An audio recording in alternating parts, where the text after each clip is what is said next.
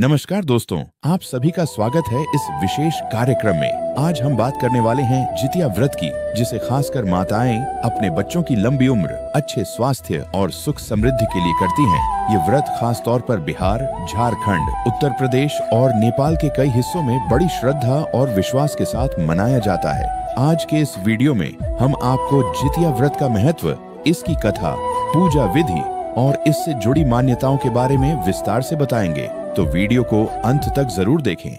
जितिया व्रत का महत्व। जितिया व्रत मातृत्व का सबसे बड़ा प्रतीक है। ये व्रत महिलाएं अपनी संतान की लंबी आयु, सुख समृद्धि और स्वस्थ जीवन के लिए करती हैं। इस व्रत में बिना पानी पिए माताएं पूरे दिन निर्जला उपवास करती हैं। यह व्रत जितवान नामक पक्षी की कथा से जुड़ा हुआ है, जिस कारण इसे जितिया कहा जाता है। मान्यता है कि इस व्रत के प्रभाव से संतान पर आने वाली हर विपत्ति दूर हो जाती है और बच्चे का जीवन मंगलमय बनता है। जितिया व्रत की कथा।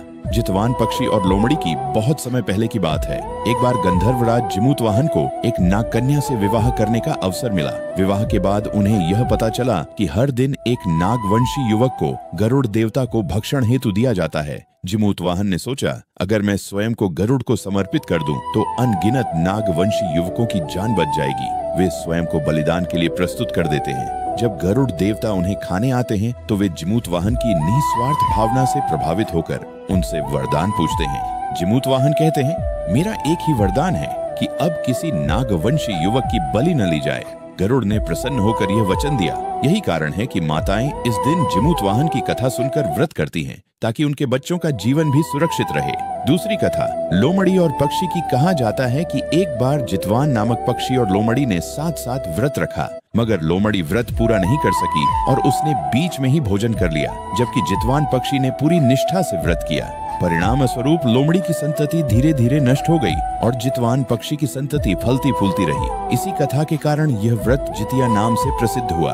पूजा विधि और परंपराएं। जितिया व्रत की पूजा विधि इस प्रकार है। 1. नहाए खाए। व्रत शुरू होने के एक दिन पहले माताएं स्नान कर शुद्ध भोजन करती हैं। इसे नहाए खाए कहा जाता है। 2. उपवास का दिन। अगले दिन निर्जला उपवास रखा जाता है। न पानी न फल, केवल भगवान की भक्ति। 3. पूजन सामग्री। पूजन के लिए गंगा जल, रोली, चावल, दूब, फल, दीपक, धूप और कथा पुस्तक रखी जाती है। 4. कथा वाचन। संध्या के समय महिलाएं एकत्र होकर जितिया व्रत की कथा सुनती और सुनाती हैं। 5. आराधना। भगवान विष्णु और जिमूतवाहन की पूजा की जाती है। 6. अर्घ्यदान। अगले दिन सूर्योदय के समय अर्घ्य देकर व्रत का पारण किया जाता है। पूरे समय व्रती माताएं अपने बच्चों के अच्छे स्वास्थ्य और दीर्घायु की प्रार्थना करती हैं। सामाजिक और धार्मिक महत्व।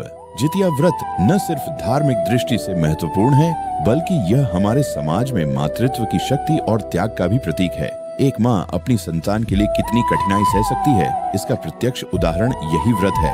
यह व्रत हमें यह भी सिखाता है कि संयम, तपस्या और निष्ठा से बड़ी विपत्ति को भी टाला जा सकता है। दोस्तों, जितिया व्रत मातृत्व, त्याग और संतान के प्रति अटूट प्रेम का प्रतीक है। माताएं पूरे दिन बिना जल की बूंद तक ग्रहण किए अपनी संतान की लंबी आयु और खुशहाली के लिए यह व्रत करती हैं। आइए हम सब मिलकर ऐसी माताओं के इस त्याग और भक्ति को प्रणाम करें और संकल्प लें कि हम भी अपने जीवन में निष्ठा और समर्पण के साथ धर्म का पालन करेंगे। अगर आपको यह जानकारी अच्छी लगी हो, तो वीडियो को लाइक और शेयर जरूर करें और चैनल को सब्सक्राइब